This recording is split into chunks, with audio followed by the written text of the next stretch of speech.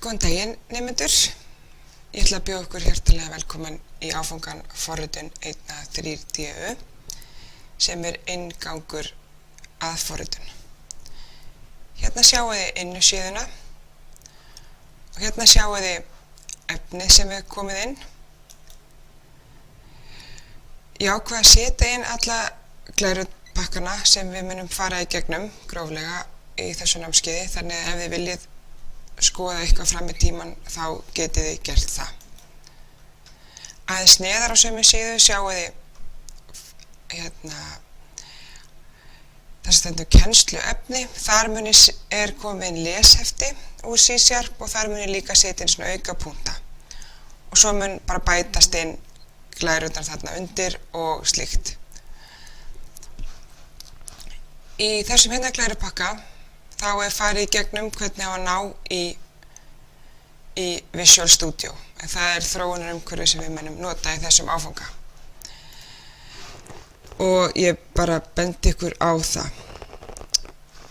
Það sem við munum læra í þessum áfanga fyrir utan það að við notum auðvitað forritunarmálið C# eru breytur, skilyrðisetningar, slaufur, fylki og strengjavinnsla.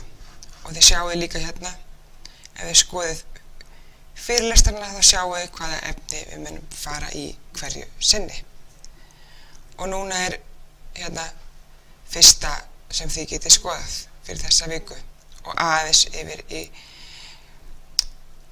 þennan hérna glærupakka.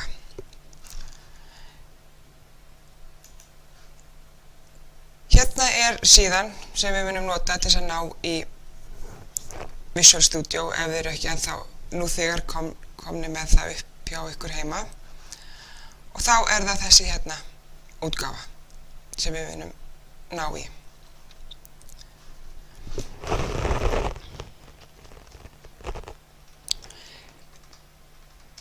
Og þetta stendur allt í glærunum líka.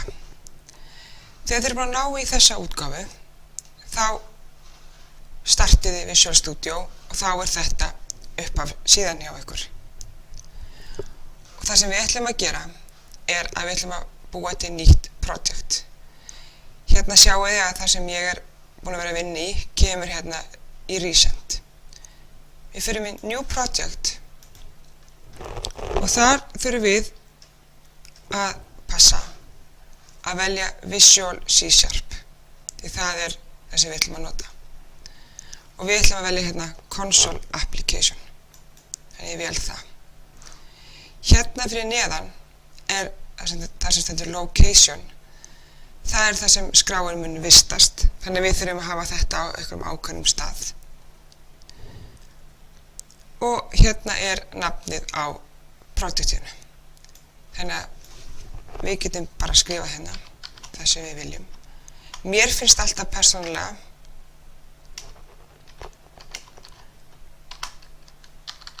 að gefa öllum projektunum mínum ágætt heiti. Passa svolítið upp á það að láta þetta ekki heita Console 1A eða Console 2 og svo kolli því hún alltaf gefur mér sjálfvirkt alltaf Console Application eitthvað að skýra þessu ágætu nafni. Þannig þið vitið hvað að gera hverju sinni.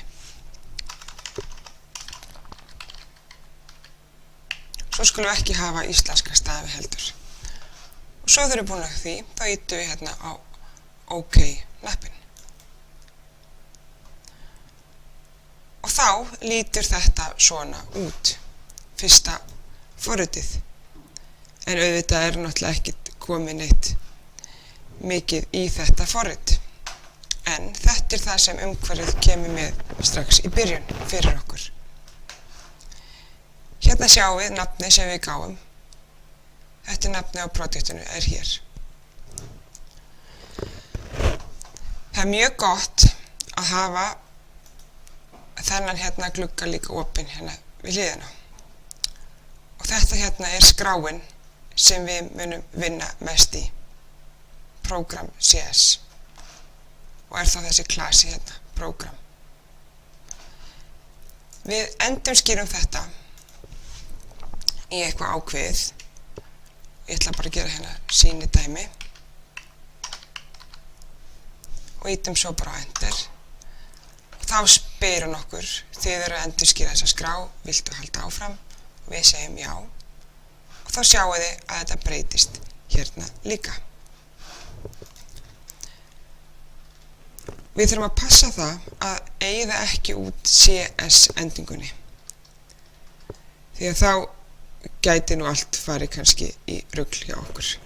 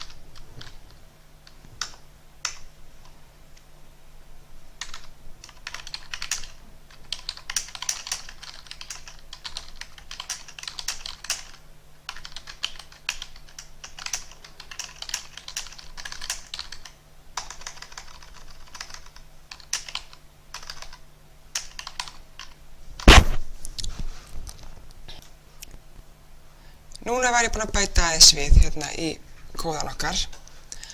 Þið sjáu að hérna er svona slaufusvegapör sem eru svona opin og hérna eru þau lokuð. Þannig að þetta slaufusvegapar stendur saman og þetta hérna saman og þetta hérna á móti þessu hér. Það er mjög mikilvægt fyrir okkur að hafa allan kóðan okkar hérna á milli. Ef við leiðum fyrir með eitthvað að þvæla kóða kannski svo hérna, þá fáum við villu. Enda sjáu þið að kemur svona rautt undir. Það er langbest að muna hafa kóðan á milli þessa hérna slaufusvegapars. Nú ætla ég að setja eina línu inn sem við köllum oft brensan. Console er innbyggður klassi sem við notum. Og þetta hérna er aðferð sem tilheyrir þessum klassa. Og hún er þá með hérna svegapar.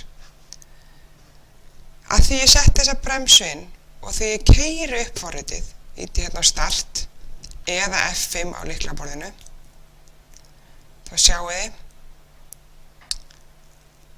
að það kemur svona gluggi. Þetta er console gluggi og þetta er glugginn sem birtist okkur. En auðvitað er ekkert í þessum glugga. Þannig ég slæði þessu bara niður. Allt sem er hérna grænt og þið sjáu að hérna fyrir framann eru svona 2 strik. Þetta eru komment í kóða sem eru ekki lesin. Sem þýðandinn sleppir að lesa forritið. En ef ég myndi gera hérna, nú er ég búin að kommenta þetta út, þannig að þetta birtist ekki og íti svo aftur á F5, þá sjáu að glugginn poppaðist en hann hvarf því ég tók út bremsuna mína. En auðvitað viljum við náttúrulega læra eitthvað meira heldur en að bara láta eitthvað glugga poppa upp. Þannig að núna ætla ég að skrifa eina línu út á skjáinn sem birtist.